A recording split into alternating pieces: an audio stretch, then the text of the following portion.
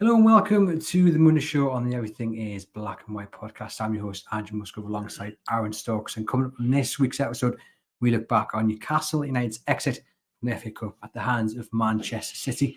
What did you guys make of the performance? Do you accept that United were beaten but not embarrassed by arguably the best side in the world? Or did you want to see a little bit more? We talk Sven Botman and Tina Livermeadow's injuries. When will it end? Bruno Guimaraes' post-match comments. And what of the rest of the season? This is the Monday Show on the Everything is Black and White podcast. Hit like, subscribe, and give a rating and review. Let's get on with the show. Aaron, you well? Very well, yeah. I think if we can just have an hour of sat here not talking about the football, that would be great. Talking about our weekends instead. Well, we can do that. Let's update the listeners and viewers on our park run rivalry. I mean, you didn't do it this weekend. Yeah. I didn't do it this weekend. You did, however, on a lovely 12k run. Well, this is the thing, right? Because last week we had some scandalous, some libelous, some slanderous comments thrown around the podcast studio by yourself, claiming that you were 5 minutes better off than me at the park run, which we all know is nonsense. So I thought, you know what, I'm gonna put him in his place this weekend, and I'm gonna go out for a. To be fair, I did plan to go out for a little gentle 5k, and it turned into a very lengthy, grueling 12k in the Jasmine sun. The way you describe it to me, it sounded a bit like Forrest Gump. You got around one corner, and you thought I can go a little bit further. You got around another, and you thought I can go a little bit further. I expected to see you with a big long beard. I had that big crowd behind us following us through Jasmine Dean. No, you know what it is? I was out on a run, and I don't know what it was. I don't know whether it was the sun beating down on my face. I don't know whether it was the serotonin coursing through my body or the endorphins that were released. But I got about 3/4 of the way into my run, and I just thought, Newcastle are going to win this game tonight. Newcastle United, everything's going to be fine. It's going to be a great Saturday. It started perfectly. Let's end it well. And about 12 hours later, I certainly wasn't feeling those endorphins or serotonin anymore. How are your legs the next morning? You know what it is? Surprisingly all right. I've been trying to build up the strength, and we're getting there. I was a little bit sore, but not as sore and bruised as I was watching that Newcastle match on Saturday night. Yes, it wasn't good, was it? And we'll get into it in a moment. But just a little bit of an explanation to you guys watching. We've switched studios. You'll be able to see that we've got the green screen back out behind us. It's got a lovely picture of Bruno Guimaraes looking rather depressed on it. And the reason for that is because after quite a long time in the making, we're eventually going to get kind of a state-of-the-art studio, and that's going to be built over the next month or so. So that's coincided with a bit of an office move. We've moved on the corner from our old office, same building, same floor, just around the corner of the floor. And coming with that is a brand new studio, which we're very excited about. Very excited to be in a new setup. Some comfy chairs, hopefully, some new state-of-the-art equipment. Put my Christmas list in. I'm confident it's going to get done. This wall behind you, ladies and gents, is coming down, and it's going to be a big, massive open studio lights. I have to get a bit of makeup for Aaron. It's just good times ahead. Well, we've had, if anybody doesn't know, we had a bit of a redundancy restructure earlier this year around the company, and I suspect after Andrew's shopping list gets sent to the bosses, we might have another one because he's asked for everything for this new studio. But yeah, look, it should be good, and yeah, hopefully the viewers and listeners can benefit from it. Yeah, well, it's only coming about because of you guys who are listening and watching week in, week out. Without you guys subscribing and liking and getting in touch with us and sharing the content, we wouldn't have the investment from the bosses above to continue this podcast. So we just want to say thank you to you guys for the support and continue to keep watching and listening, and for just some more great Newcastle United content. Right, let's get into it then. Newcastle United out of the FA Cup thanks to a 2-0 defeat to Manchester City. It was as expected, Aaron. I think, look, as soon as the draw got made, it's no surprise to hear Eddie Howe say that he nearly swerved off the road when he listened to it live. We all knew when it was Manchester City away that this was probably going to be the most likely outcome. Doesn't make it any easier to stomach, doesn't make it any better. But we did suspect that, Newcastle United would be on the end of a beating, and we'll delve into how that came about and whether they offered enough. But look, I think just to start the podcast without being too negative, this is Manchester City. This is undoubtedly the best team in world football. But it's just a shame that they didn't even have to get out of first gear to get past Newcastle on Saturday. I agree. I think there's two trains of thought here. One, that it was Manchester City and they are the best side in the world. They dominate games, they suffocate the opposition, and they're just brilliant, aren't they? And everyone thought Newcastle United would get beat. Newcastle United did get beat. So I guess many would say, well, you can't sit here and be moaning about the performance because what you expected to happen did happen. Yeah, I think some people will say that. I think we're going to give it a good go by the sounds of it to moan about the performance. I think there was flashes in that game on Saturday that Newcastle looked like they could maybe get something. In hindsight, the 2 goals that they conceded were very sloppy, poor. Obviously, a lot of luck with 2 deflections taking them beyond Dubravka. But Newcastle weren't good enough in front of goal. They had a few decent half chances that they could have really got back into the game with, and they wasted them and they didn't take them. So it was a tale at 2 ends, really, where Manchester City got a little bit of luck. Newcastle needed it and it didn't come. But I think on the balance of it all, I think you wanted a little bit more from Newcastle and we didn't see it. Now, the goals are conceded, they were lucky in part, I think. But if you look at it, I think you can also There's 2 ways to look at it, isn't it? Yeah. There were bad defensive errors, really. Yeah. I mean, Joe Willock out of position, and then you've got Sven Botman for the second one, turning his back on it, really. If he stands up and gets a whack in the face, it's probably not going in the back of the net. So you can look at it like that they've been punished for not being as strong and organised as maybe they should do. But yes, the deflections are unlucky, but it still had Martin Dubravka making 1 or 2 fantastic saves to keep the score respectable. So you feel like City probably would have still gone to score, and it was because they got them 2 goals relatively early on in the game that they then didn't really have to step it up a gear. And that was also part of Newcastle United not pushing them. City were allowed the time and space and the relaxation of it all because Newcastle just allowed them to do it, really. And that's the kind of the second train of thought. And for you guys watching live and watching later and listening, I'd love to know your thoughts on this one. And it is the fact that Newcastle got nowhere near them. You had 1 real chance for Alexander Isak, great save, but it was too easy for Man City. Newcastle United never looked like pushing them to any troubles, really. And I wonder whether some fans would have preferred to have lost 3 or 4-0, but just seeing Newcastle United push City a little bit more, because in truth, once the goals went in, City just coasted through. Well, I think that's the big thing. I think if Newcastle had got to half time, in a different world, and it'd be 0-0, the confidence grows. That feeling of belief. Okay, we can get something here grows.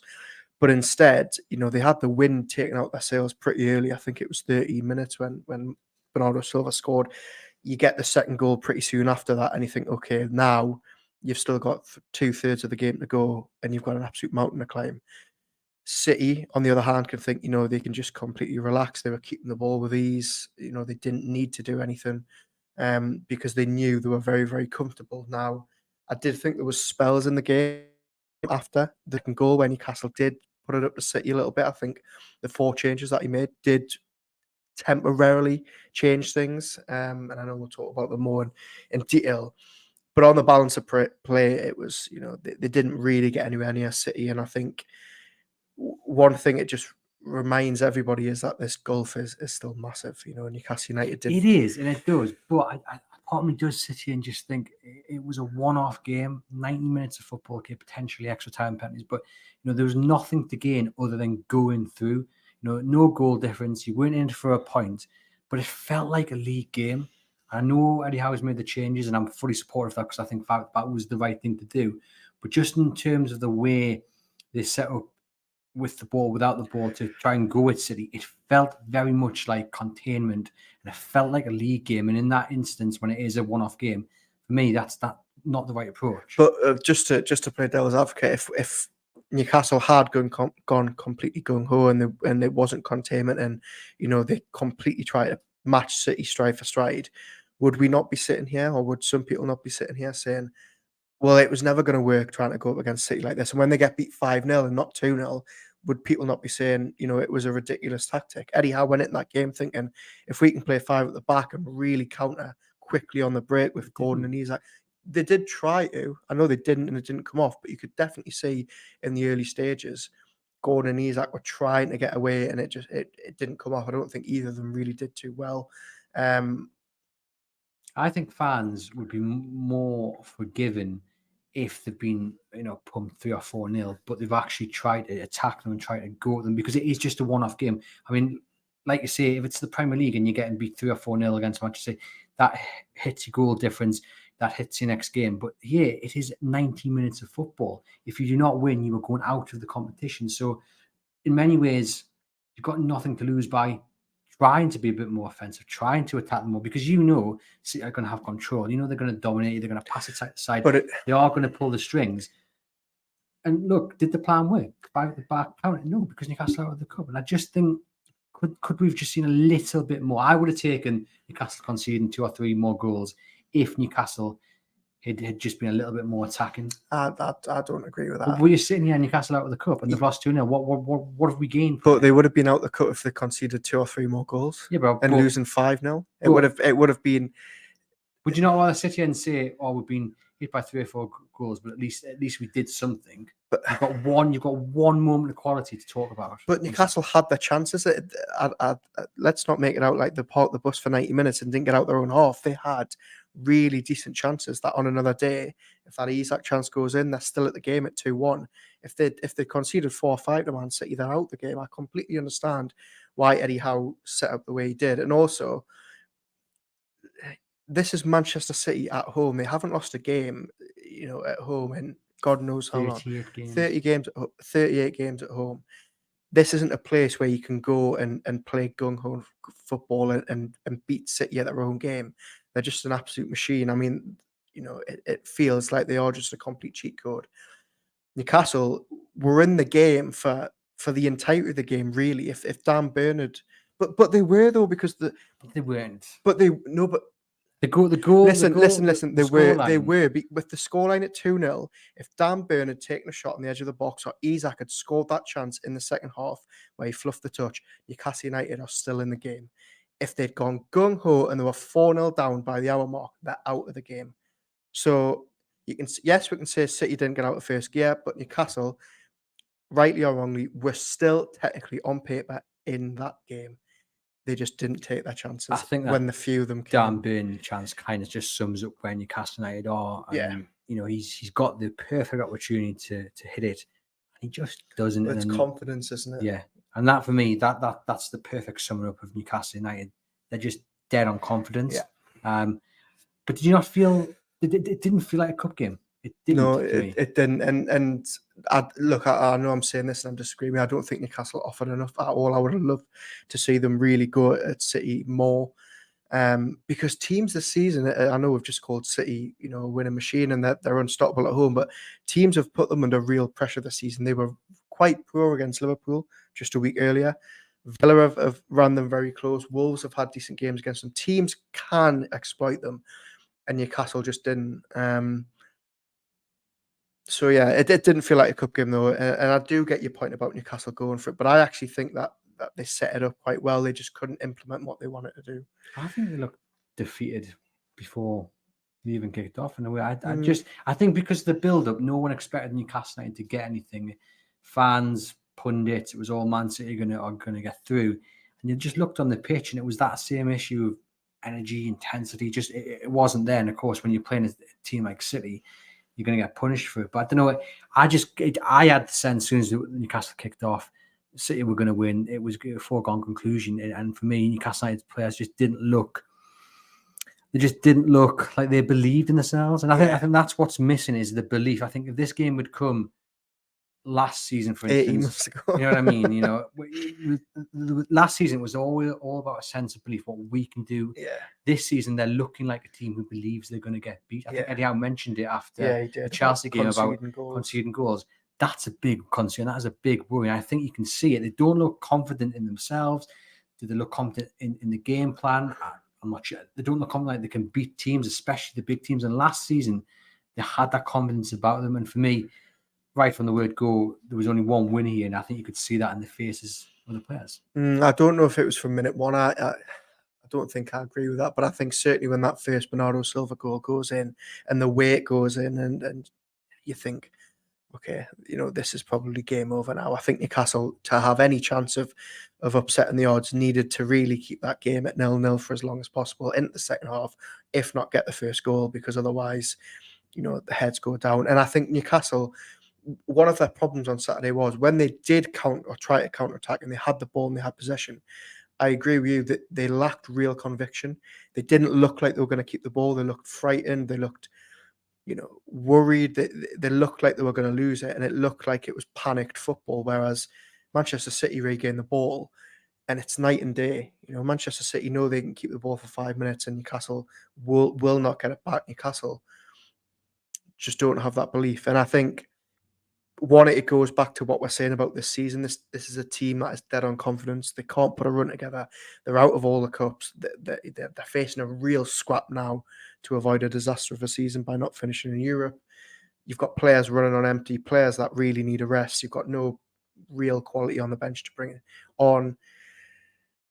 And also, you're playing against the treble winners who could go and win another treble. It all adds up to a very messy night. And I think, in hindsight, Eddie Howe will think, okay, we set up the right way, but we needed to implement it so much better than we did. I guess the argument is that Eddie Howe can plan all week, change the formation to the right formation. I think in the eyes the most, 5 at the back. But he can only do that, and then he can only send them over the white line. Then it's down to the players. And that's where something's not right, because I go back to the point, they're lacking belief, they're lacking confidence. It just didn't look like they believed in themselves to win the game. And I think the most concerning aspect of the performance against Manchester City, and yes, Manchester City, the best club in the world, we get it, but it wasn't inspiring. It was not inspiring. I don't think any of those players would have gone back from the Etihad and thought, okay, we were unlucky there. We put in a good shift. I'm not talking about the effort or what have you, because I'm never doubting their effort or cause to their commitment to the cause. But just in terms of walking away thinking, yeah, we give them a good game there. And when you're talking about what's left to come, 10 huge games, potential European qualification, still very much in their hands because of the teams they've got to play around them. But to get that 7th or 8th place or 6th place, you need to start winning straight away. They need to go out and beat West Ham. And I just don't think this Man City performance was an inspiring one. It's not something that's going to light the spark for me, because you were just comfortably beaten. Yeah, it was at times it was a training session, I thought, for Man City. I think that's my concern going into the remaining weeks of the season. Yeah, me, I'm an eternal optimist. I try and see the positive in everything. And straight after the game, I tweeted, 10 games remaining, only 2 points off 8th place, which should be enough for Europa Conference League spot. The season is not over yet, but Newcastle need to finally put together some consistent results. And some of the replies that I got were quite stark. Somebody replied, tell me honestly how many games we will win, because I can't see it being many. Work rate, confidence is gone, team full of average players. Somebody said, we're not getting Europe, don't be ridiculous. And another said, soon it'll be 7 games remaining, 5 points off a top half finish. When are we going to call a spade a spade? Our goose is cooked. Now, I don't agree that the goose is cooked, but I agree with your point that if yes, I'm trying to see the positives, and I think Europe is still very much in Newcastle's grasp. But from what we've seen the last couple of weeks, I'm not confident that it's definitely going to happen. West Ham, as you say, next game is huge. They've still got to play Brighton, Tottenham, and Manchester United, who are all above them. Luckily, they don't play any more teams in the top 4. 4 out of their last 10 fixtures are really, really crucial. The other 6 against teams in the bottom half. So as Eddie Howe said the other night, it's nonsense that the season's over, but it doesn't fill you with confidence about the last 10 games, does it? It doesn't. And we'll get on to a bit more about what's to come. I'm going to dive into the comments here from you guys watching live. Hello to regular viewers, Gary, Roger, Les, Trules. Nice to see you all. Let's talk about them. We've got, let me just find a couple of comments to get started. We've got Neil saying, we don't have the strength and depth in the squad. I love Eddie, and he was brought in to save us from relegation. And he's excellent. He's been excellent beyond belief. Champions League came early, probably 3 years early. Financial fair play has been the major limiting factor in the season, and he needs to look after the young lads.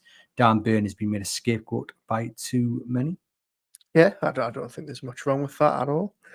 And we've got people just talking about remaining positive. And I think that's the thing. It's the balance, isn't it? We can look at this and we can criticize, or we can try and take the positives from the performance at City, but then it is just looking ahead and remaining positive about what to come. Geordie says, don't necessarily think there's a lot wrong going forward. It's the back that's letting us down. Same old static defending every week.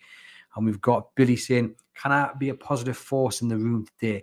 Just look at what's to come from the handful of young lads who look to be good enough by breaking into the first team. Add them in to an to fit an enhanced squad at the start of next season can only bode well. My only negative is that we have to wait another season yet again. And let's talk about those subs that were made, because I think the sub that the youngsters Billy's mentioned in there, referencing there, you've got Lewis Miley, Aaron Anderson coming off the bench, Lewis Hall as well. And you're right, Newcastle United for what, 10 minutes or so with them changes, they looked a different team. Yeah, they did. There was a bit more about them, a bit more energy, and that was probably their best spell of the game. Now, going forward, do you think Eddie Howe should play them three more often than them like the last 10 games of the season? Look, I think there's a case to be made that all three of those youngsters need to be given more time. I think Lewis Miley, I completely understand that Eddie Howe is managing his minutes because of how much he's played. But there's a lot of head scratching the other night as to why Sean Longstaff started again after, the admission that Howe made, and Miley sat on the bench again. He's had this fantastic run in the team and he spent the last 3 or 4 weeks on the sidelines. Elliot Anderson looks like with each passing game he's getting fitter and fitter. And Lewis Hall, I thought was probably the best of the 4 subs when he came on, and I've just been writing a piece about him this afternoon, and it surprised me actually that we haven't seen him since January, the last time they played Manchester City. 2 months of no minutes at all. Now Eddie Howe clearly doesn't think that he's up to scratch yet, but I think from the very little we've seen of him, he's looked like he's tidy. He looks very, very good on the ball. There has been some reports that maybe he isn't doing it for Howe defensively, but with the ball he looks fantastic. His ability to get forward looks very, very good. So hopefully with 10 games left, and he's obviously going away with England with Miley with the youngsters for 2 games in the next couple of weeks, hopefully we see more of him. And I also actually thought Miggy, when he came on, was very good with the ball, wanted to get forward, wanted to drive with it. So that's are we going to go back to doing the positives again? That is a positive that we saw those 3 come on and temporarily change the game. But I definitely think there's a case to be made that all 3 of them see a lot more minutes between now and mid. Well, I asked people on Twitter ahead of this recording to give me one thing they'd like to see Eddie Howe do over the next 10 games. And a lot of people have come back and said it's about giving other players a chance. So the Toon Centre said, give as much time as you can to Tino, Hall, Anderson and Miley to get them even more ready for next season. Bench Longstaff and Byrne for their own good and change to either a deeper 4-3-3 counter or 5-3-2 away from home. Secure 7th, strengthen and go again. Jason said, for me, it would be a great time to experiment with some of the youngsters who are on the periphery of the first team. It would give them the opportunity over a 10-game period to impress, for the manager to make an informed decision on their futures. So a lot of people, like some 14 says, Lewis Hall starting is a no-brainer, surely. And to be fair, there's a lot of positivity as well. People saying, look, it's still within our chance. Eric saying, I'd like to see Hall give an extended run in the team. Stacey and give Lewis Hall more of an opportunity. So a lot of Lewis Hall fans, Genock saying play Hall, Miley, drop Longstaff and Byrne. Matt saying start utilising different players instead of the same underperformers. And this what's saying just play the players in their correct positions. Deploy even Hall a target at left back and bring Miley in midfield and keep the tactics and formation as flexible as possible in respect to the opponent's playing style. I'm sure it will bound to change things positively. Now, it's an interesting point there on the formation because we saw Eddie Howe go 5 at the back. Now, me and John Gibson were talking about this in midweek and we both said, look, 5 at the back is what he should do, but we both said he won't do it. Eddie Howe's gone and done it. Now, do you think he will continue now to pick formations based on the teams he's facing, or do you think he did it because Manchester City and he's going to revert back to that 4-3-3, which clearly isn't working for whatever reason, a whole host of reasons it's not working? Is he going to go back to what he knows, he's tried and tested, and just hope that eventually at some point in the next 10 weeks it clicks into place? I think I think he's done it because it's City away, and if you're going to do it anyway, you do it there. You could argue maybe they do it against Tottenham or Man United in the final 10 games, but I don't think we're going to be seeing them going into 6 games against bottom half teams. He's going to experiment? Do you think he'll stick to that 4-3-3 then? Yeah, but what I think we might see a lot of experimenting with is what I think it sort of baffled us last week as to why they didn't do it at Chelsea. But I think what we see a lot more of is Newcastle saying, right, let the teams have the ball and let's hit them on the counter-attack. We saw how well it worked at Wolves. When it works, it really clicks. And it's something that we haven't seen too often from a Newcastle United team under Eddie Howe, where they relinquish control, especially at home. But it really worked wonders against Wolves. Now, but so I think that's maybe a possibility that they change the in-game style. But I think as for the formation, I'd be really surprised if we saw that 5 at the back, on a regular basis going forward. We've got downstairs. I thought we might have gone for it against City. We've got other people saying, BB Newcastle saying, I want Howe to prove he can take us forward by pushing to qualify for Europe. He's proven what he's capable of when he's able to play intense pressing football. Yeah. But he's got no effective plan B, in his opinion, when that style isn't an option. But for that to work, because again, I thought it was quite noticeable on Saturday, they're just lacking energy. Now, we have to hope going to Dubai for the next 2 weeks, a warm weather break. Eddie Howe said there'll be a bit of relaxed time, but also we're going to work them hard. We're going to analyse. We have to hope that bounce that we've seen in previous years when they have gone away under Howe, they come back and they hit the ground running. He needs that to happen for the West Ham game. Yeah, I think you've hit the nail on the head there. Every time they've gone to Dubai or Saudi or anything like that in the last couple of years, they've always came back looking a lot fresher, a lot happier, a lot more confident, and it's resulted in a good period of form. Now, I think it's been very telling that none of the media are out there. There's even talk that even the club media aren't going to go there. Howe just wants to switch off from everything and just say it's him and the players. They're going to have downtime. They're going to have a bit of training out there to see if they can fix some of the problems, but also they're going to try and refocus and get ready for West Ham. Now, you've got to hope that is the solution. That's what happens. That's the answer. Because, I mean, how many of those players that we see, and there's excuses for it because they're playing every week, but how often have we said in the last couple of months, even when they've been down to 1 or 2 games a week after exiting Europe, that they're looking leggy, that they're looking tired? You can't be tired in these last 10 games because, it goes back to what we're saying. If they don't make Europe this season, then it's an absolute disaster. If Newcastle United have a bad end to the season, heaven forbid, I really hope they don't. What does that then mean for Eddie Howe? Does that put him under a bit of pressure for the start of the season? I know we're looking well ahead, but I'm just trying to determine how big of a 10 weeks this really is for Eddie Howe at Newcastle United. Oh, it's huge. And I think, look, let's just work under the assumption that Eddie Howe is given the time, even if they don't make Europe, to have a go at next season and to have a crack at it, which we think he will be. It puts them under huge pressure at the start of next season, because if they have a start of the season like they did this season, where they lost 3 of their first 4 games and they looked, really, really out of sorts, how much patience is left with those fans. You've got fans at the minute who are already starting to turn. I think that will only grow, quite significantly. That's his biggest threat. I mean, look, we understand that he will be in the job regardless of what happens, and really it comes down to what happens from Saudi Arabia. They're the ones who are going to make the big decision. But I think the real danger is those. I hope I don't offend anyone by saying this, kind of the sensible, down to earth, not kind of hot-footed reaction fans. Me and you would say. Well, I don't know if many people would describe me as that, but maybe yourself. But those who are kind of mellow and take everything into account. Yeah. And I know quite a few of them. I know people that interact with me on social media. I'd like to think my friends and family. But there's a little bit starting to turn. I think that's Eddie Howe's biggest danger. And that's the thing at the minute. There is a growing, I won't call it a groundswell, but there's a growing feeling of unhappiness with Howe. But it's from sections of the fan base who are permanently unhappy. They'll never be happy with anyone. And that's the type of people that are calling for Howe to go, Mourinho to come in.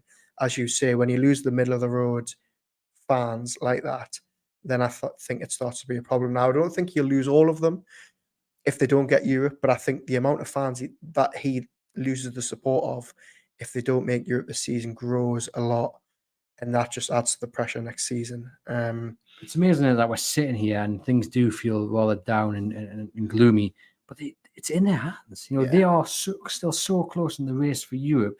You beat West Ham, who are two places ahead of you. Brighton's around you, then you Spurs, Manchester. These sides around them. It's in their hands. We just need to start seeing a bit of consistency. And performance against Wolves is the bar. Can you write off Chelsea in the Manchester City performance?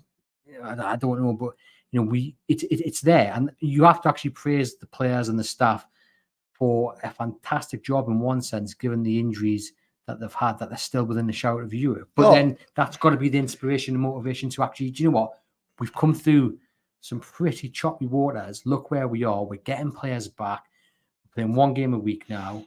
Let's get it. Let's do it. You know what it is? You saying that, I feel like I've just rewound the clock back 2 months when they got knocked out of everything. We said, oh, well, look, players are coming back and Isaac's coming back and they're down to a game a week, and we're still sat here 2 months later having the same problems. Now, look, they're 10th in the table. They're on 40 points. Wolves a point ahead of them in 9th. Brighton 2 points ahead of them in 8th. West Ham 4 points ahead of them in 7th.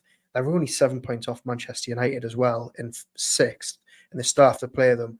They've got the best goal difference of any of those teams by quite a lot, to be fair. They've got 11 positive. The closest to them is Brighton on 6. So it is in their hands, as we talked about, favourable fixtures. This Dubai trip's going to be the kickstart, right? Isn't it? Again, Come on. I'm just having deja vu, because how many times have we sat here after a win and said Newcastle are back? And look, you've got to hope so. There's no excuses from here. They're going to get players back. Hopefully Nick Pope by the end of the month. They're hoping Joe Linton by the end of the season for the last couple of games. There's no excuses to not make it from here. But as we said about 20 minutes ago, watching Chelsea last week and watching Manchester City on Saturday, it just doesn't fill you with any yeah, hope. I think that's what I'm missing is the confidence. Look, I'm clinging to everything I can hold on to, that the bounce, like I say, when they do tend to go abroad for a training camp, to come back and they look like a better side. Although looking outside the window right now, may as well stayed in. Like Save the money and stayed in Newcastle. Save themselves a few grand, but it would be a lot easier to fully commit to that belief they can get 7th or above if the performances were there. If we were saying they got beat off Chelsea, but they were unfortunate. If we were saying they got beat off Man City, but they give them a go. Really, the only good performance of late has been that game against Wolves. They were shocking against Blackburn. Weren't very good in the games in and around the games that we've spoken about, Chelsea, Man City. Other than Wolves, is that performance enough for you to say they can do it? No, not on its own. I think what I'm going off is, we know when this team's clicking, they can put together real runs. They did it when they stormed away from relegation under Howe. They did it for long periods last season where they just looked absolutely unbeatable for weeks on end. They need to pull one of those out the bag again. Now, they've done it before 2 or 3 times. I think they'll do it again. The only thing that's concerning me, and I had a lot of replies to that tweet I just mentioned before, saying, they haven't put together a consistent run all season. When they beat Sunderland and beat Aston Villa at the start of January, we thought, okay, this is the start. It wasn't. They then beat Forest. It wasn't. There's all these false dawns that we keep talking about. Wolves was another one. They need to go out and beat West Ham comfortably, convincingly, and then they need to back that up for weeks on end. But yeah, look, as I said, I'm positive. I'm optimistic. I think Newcastle will do it. But is that just because I've got the black and white tinted spectacles on? I'm not sure. Well, fingers crossed they can do it. If you're watching live, get in the comments. Let us know where you think Newcastle are going to finish this season. Can they qualify for you? I'd love a little trip to some far-flung destination in the conference. Honestly, league. give me, and I would have taken this last season. Give me the Europa Conference League any day. And it's interesting because Pep Guardiola kind of referenced Newcastle playing week in, week out the first time it's happened and getting used to it. I mean, the Conference League would allow them to get used to it, and then hopefully the season after qualify for the Champions League. And I know some people are saying, "Oh, we don't want to go anywhere near that competition." I would love it. The point is, if the main aim the season after next and the season after that is Champions League qualification and then doing well in the Champions League, and to be fair, they didn't do too bad this season, had some good results, and unfortunate, you need to get used to playing week in, week out. And the Conference League gives you that travel, gives you those games midweek, and then gives you that quick turnaround for the league games. And it's a perfect preparation and to help you build into this elite side like a Man City. So yeah, Conference League for me, I would take that. So fingers crossed they can get there. We've got John saying, I thought we looked better when Howe came on at left back, like the midfield three of Miley, Bruno and Anderson. There's energy, passing, and people prepared to put a foot in. I honestly think Cher and Botman need to be taken out. I think they're struggling physically and mentally. It may be Tino, Lascelles, Byrne, and Lewis Hall at the back. Thoughts on that? A rogue shout. I think that's the first time I've heard, people calling for both for centre backs to be dropped. I think that there's definitely question marks around Botman and whether he needs to spell out the team or whether they're going to try and soldier on for the next 10 games. I mean, look, he came off on Saturday and looked, in a little bit of discomfort. I know he jogged off the pitch. Look, I'm not sure about that. Lascelles and Byrne at centre back, but I would like to see Byrne given a run at centre back because I think we would see him perform better. yeah, At this moment in time, the opposition sides are just consistently targeting that flank. I don't. Yeah, no, yeah, I would agree with that, and I think it does free up then the option to give Lewis Hall a run. You get Matt Target in there. You even start Tino there potentially if Trippier's back. Fabian Schär though, I don't think Fabian Schär's at the stage where we need to be talking about dropping him. I think yes, he's not been at his levels, but I don't think he hasn't been droppable bad, has he? He hasn't been Botman bad the last couple of weeks. No, Botman's been the worst of the two, but sometimes I look at Schär, I just think when things aren't going well, has he got that leadership that you want in the trenches when you really need someone to lift you out? And while he's a better centre back than Lascelles has that. And again, every week I'm mentioning the reaction when Newcastle are conceding goals, and only Lascelles on that first goal yesterday was clapping his hands in a way of saying, "Come on, let's get back together." Because no one else was doing it. That's what we've missed over the last few weeks, is that someone just to, like I said, just to grab the rest of the team and say, "Come on, let's do this." He's a proper captain and a proper leader. And maybe, why not play Byrne and Lascelles at centre-back potentially? You're a bolder man than me. I'm not too sure. Not too sure. Look, I mean, given how this season's gone with injuries, we may very well see that between now and the end of the season. I'm not sure. I'm not sure if I'm at that stage though. Botman though comes off injured. What are our thoughts on that? He's not going to be playing any international football. So back for West Ham. Do we even think that might be a little bit too soon? Look, I mean, we'd have to hope so.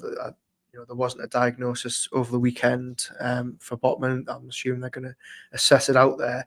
The fact that it looked like a knee problem is concerning given his issues earlier this season.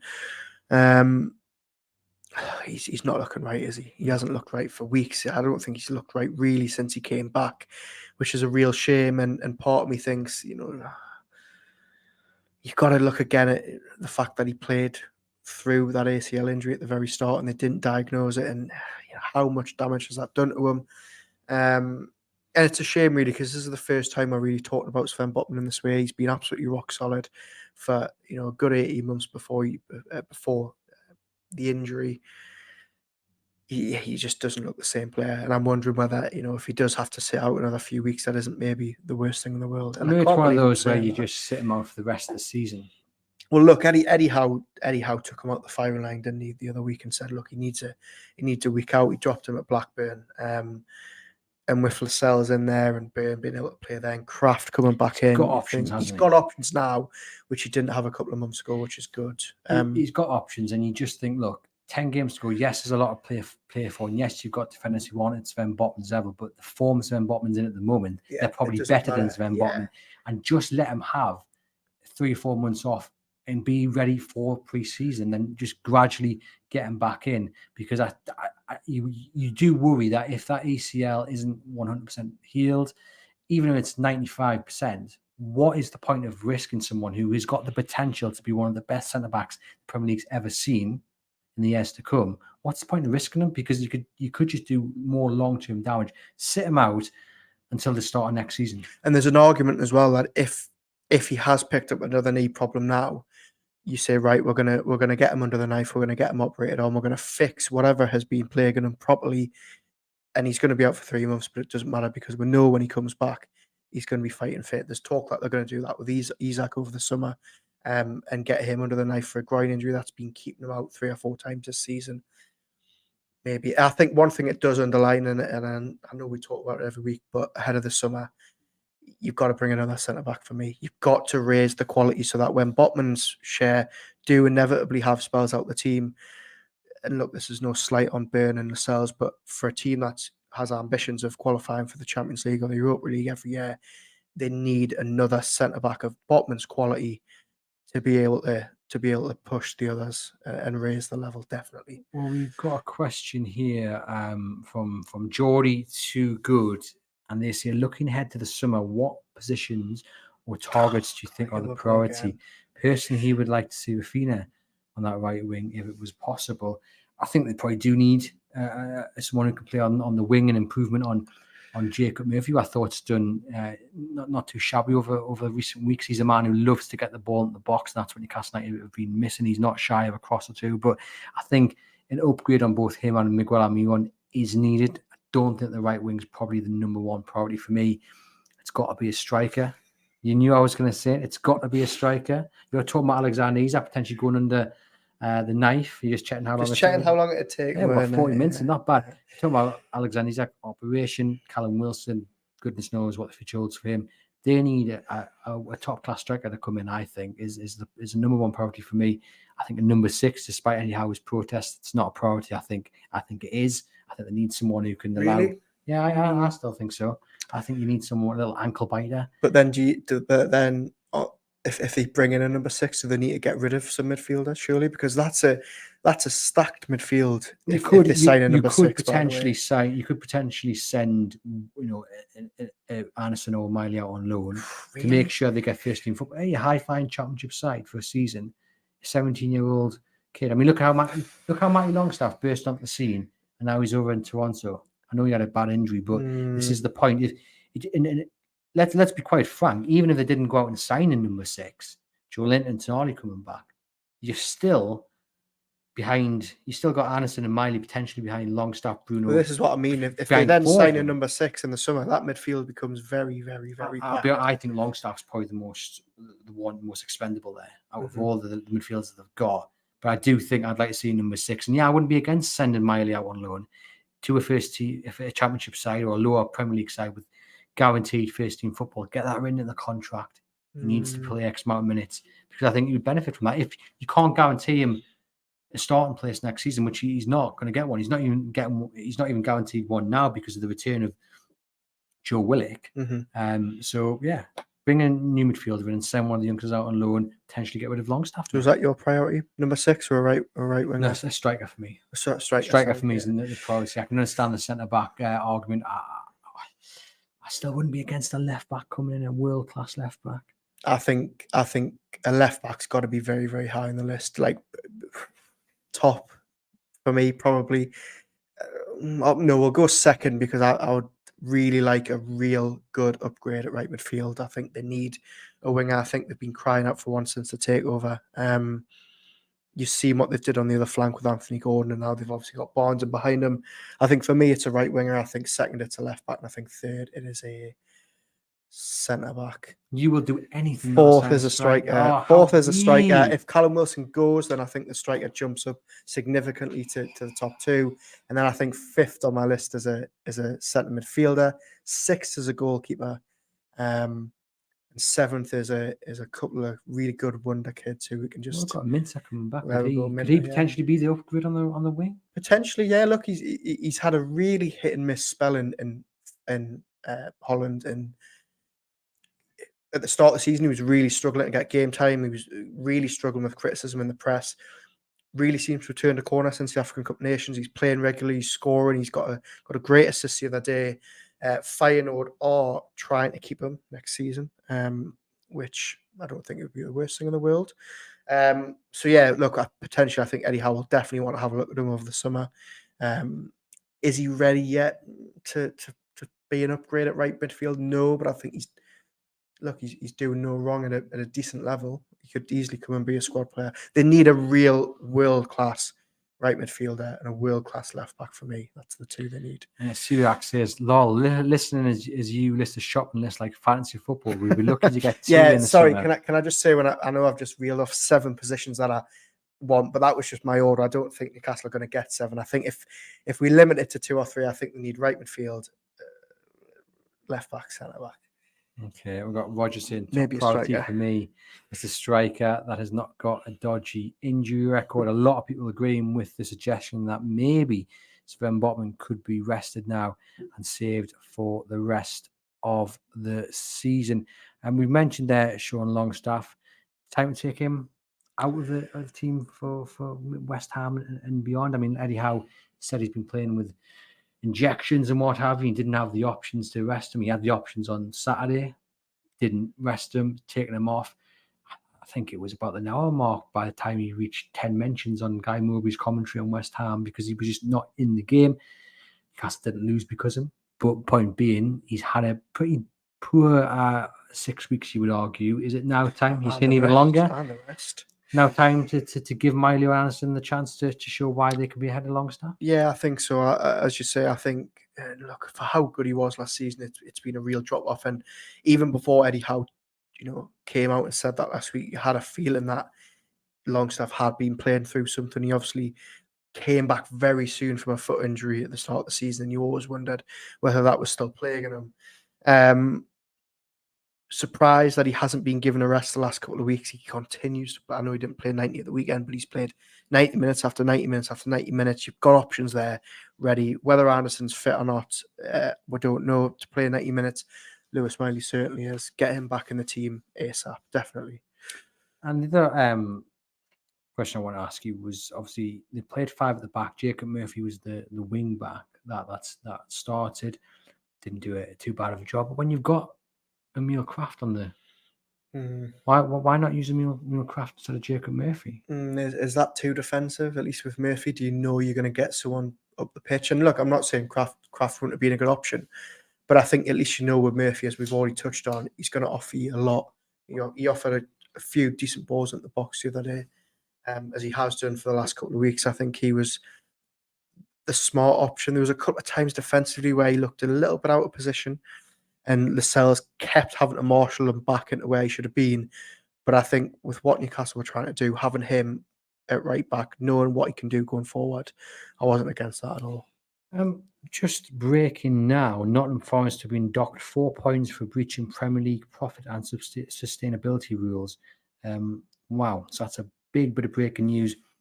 Does that punishment for Nottingham Forest just justify Newcastle's approach in the January market and what we're likely to see coming in the summer as well? Yeah, 100%. I think, everybody is cursed FFP or PSR, whatever acronym you want to use this week. But, the facts are Premier League clubs have been caught out with this significantly.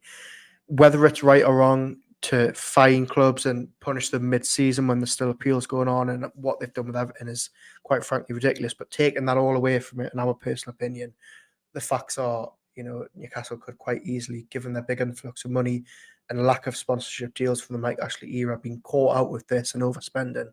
And look, if they had been, then we'd probably be waving goodbye to Europe now. So, yes, it's frustrating that they haven't been able to spend it. We know that new rules are going to come in from next season, which are going to, potentially loosen the purse strings a little bit when it goes closer to UEFA's model. But look, it's absolutely obvious now with clubs getting penalised why Newcastle have been so strict with it. I think the comment there in the comments about the wishful shopping list goes back to, which I wasn't saying, by the way, goes back to what Newcastle can actually do in the summer. Yeah. We expect them to have a little bit of movement, but does it come with the caveat of having to sell a top class player? Yeah, look, I don't think that's changed. I think if a big offer comes in for a decent player, I think they'll be a lot more inclined to do business than they would have been 2 years ago, because they know they need they haven't sold a big player really, other than Alison Maximum, which they didn't get fair market value for me. It stinks, doesn't it, as well? I mean, I feel sorry for Aston Villa as well. They're going to likely have to sell a homegrown top class player to hit these rules. Yeah. And they're doing well. They're going to qualify for the Champions League, and in many ways, being successful sounds like a bit of a punishment. I know they spent a little bit of money, but they haven't spent carelessly, and then being forced to sell a top class player, probably to a rival, one of the 3 teams that will finish above them. It's just unfair. Well, we talked about City and how magnificent they are, and FFP was brought in really to stop City and Chelsea happening again. But actually, I think it's gone the other way in the sense that it's pretty much a closed shop now. If you're at the top, place, isn't it? You're at the top to stay there. And clubs like Newcastle and Villa and Wolves and Brighton, who are trying to punch above their weight in the Premier League, are being punished for it now. Hopefully, as we say, in the summer when these new rules come in and the cost and the revenue rules come in, Newcastle will see a bit more. They're going to see obviously sponsorship deals active from the summer. They're going to have that Champions League money in next year's accounts as well. They're going to have a lot more wiggle room. But look, whether it'll be enough to keep every single player at the team, I don't know. And look, if they don't get Europe, I hate to say it, there's nothing to suggest that one of the big players says, this offer's came in, I want to go. Well, on to the big player that you might be alluding to but haven't named, Mr. Bruno Guimaraes. He tweeted after the game against Manchester City and said, struggling to find words now, disappointed to not go through in the FA Cup. We still have 10 games in the Premier League to save our season. We count on our fans as always. And it's the words save our season, which have got quite a few people's backs up. Yeah. Now, is that just like you and I saying 10 games, everything to play for, getting to Europe, and it's not been a bad season? Don't get into Europe, it's been a bit of a disappointment. Or, as some people have done, is that Bruno saying, you better get me pissed to European football or I'm heading down the road?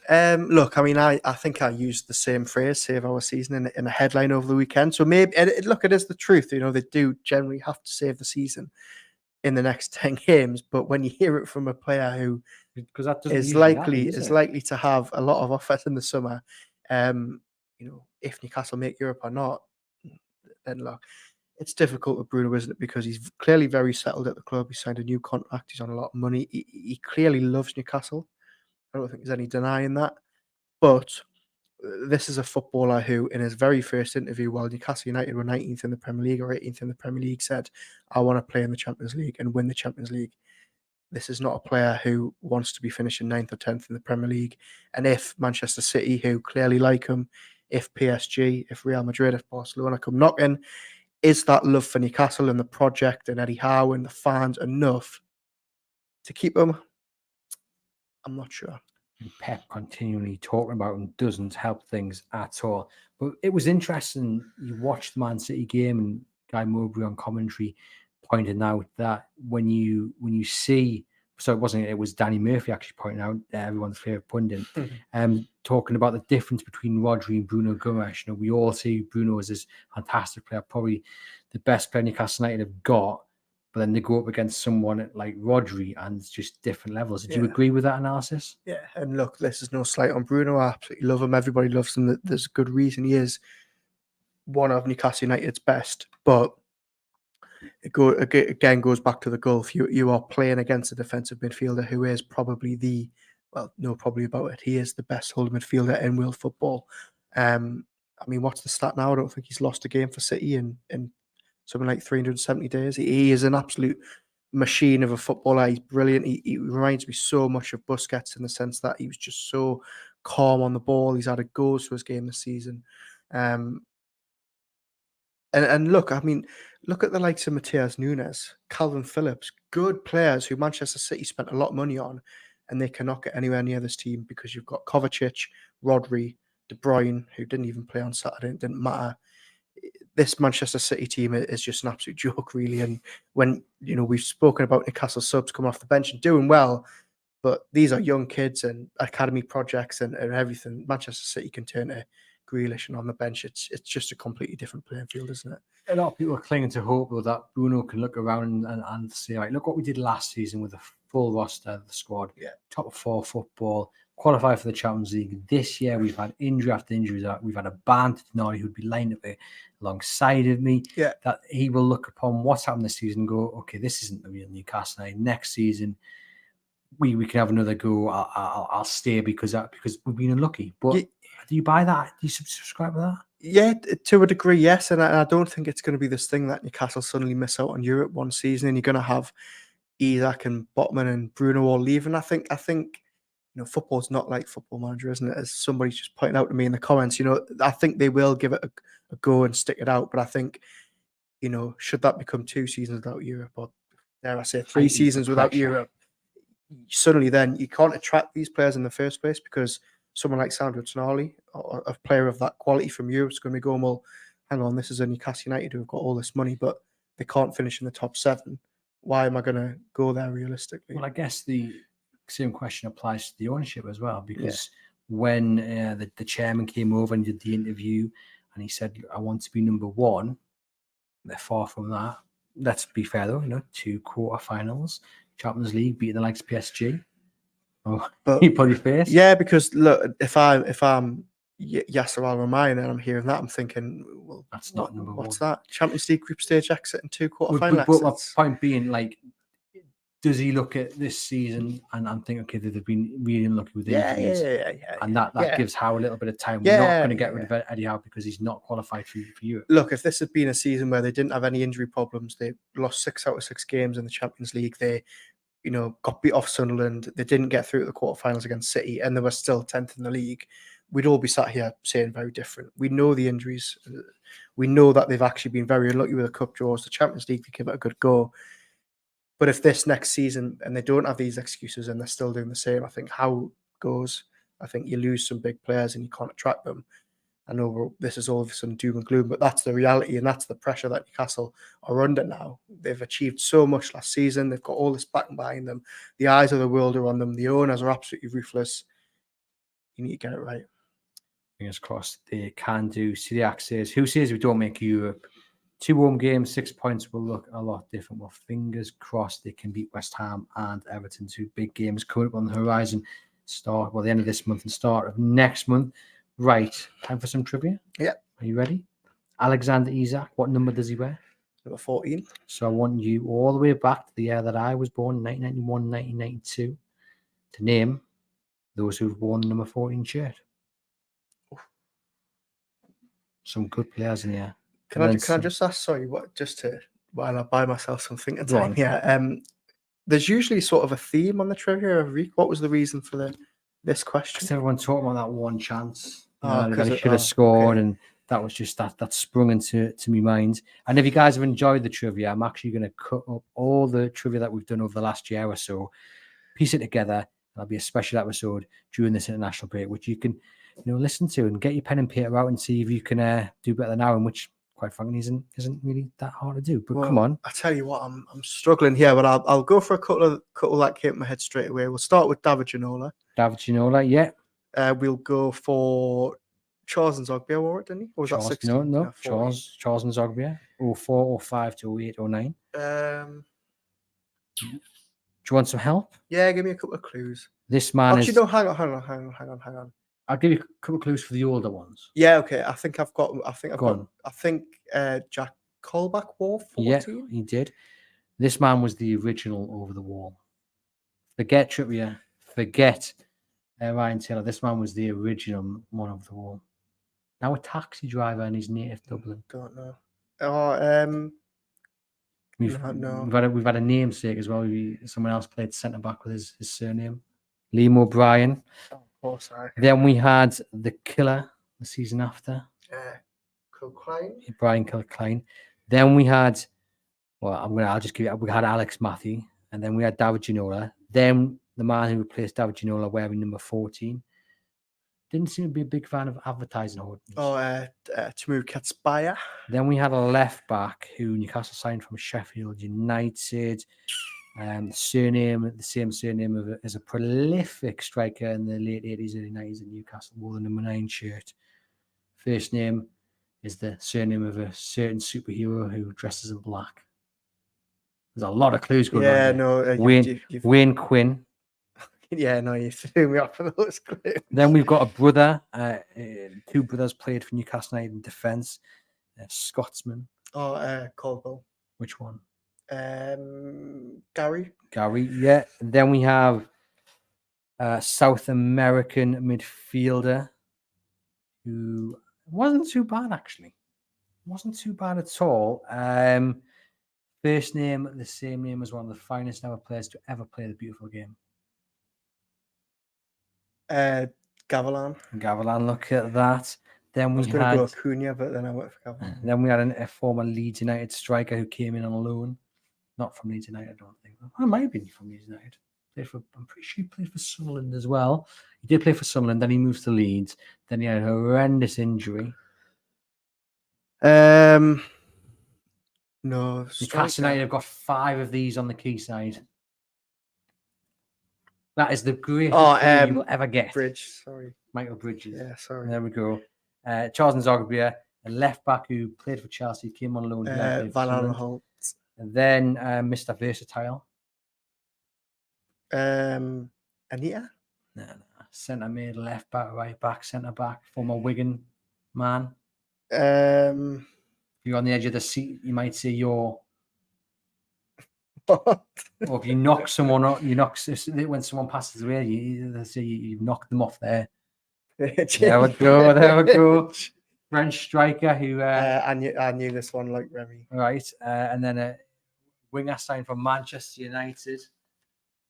And then a man who hit the headlines over the weekend for laying into Sunderland. Good old Isaac Hayden. There we go, ladies and gents. The players to have worn Good number one, 14 shirt at Newcastle United. This has been the Everything is Black and White podcast. Hope you guys have enjoyed the show. Please leave us a rating and a review. Please hit like and subscribe on YouTube. Head over to chroniclelive.co.uk for all the latest Newcastle United news. And for myself and Aaron, we'll see you guys next week. And you're going to want to tune in because it's going to be a very special episode of the Monday show. It's not going to be the usual show, the usual kind of Q&A. It's going to be pre-record, but you guys are going to want to watch because I tell you what, a ton of research has gone into this episode. So much research. We're building this up, but we're very excited about it. This has been like 2.5 months in the works, right? This episode, it's going to be worth the wait. You guys are going to want to tune in. You're going to want to get involved. Watch out for it next Monday, a very special episode of the Monday show. But until then, stay tuned this week for plenty of great Newcastle United content coming up on YouTube and the podcast channel for myself, John Gibson, Lee Ryder, Sam as well. We're back with a new episode of Get in the Bin. Plenty to come. It's been a pleasure. We'll see you guys next week.